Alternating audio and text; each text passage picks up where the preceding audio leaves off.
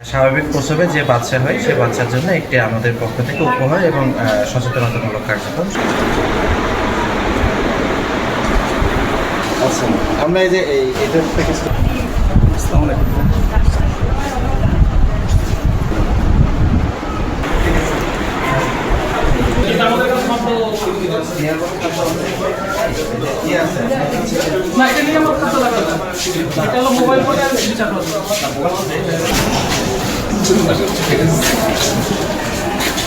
নড়াইলের উদ্যোগে একটি প্রকল্প গ্রহণ করা হয়েছিল নিরাপদ মাতৃত্ব বা নিরাপদ প্রসব ও স্বাভাবিক প্রসব উদ্যোক্ত করা।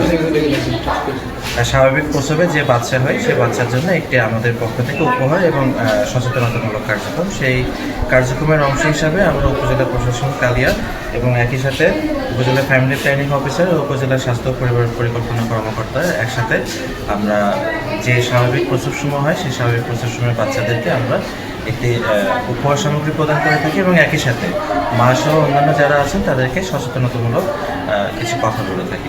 তাই অংশ হিসেবে আজকে আমরা এসেছিলাম। আজকে আমরা দুইটি বাচ্চা যে স্বাভাবিক প্রসব ফলে হয়েছে এই দুইটি বাচ্চার পরিবারকে আমরা একটি উপহার সামগ্রী প্রদান করেছি।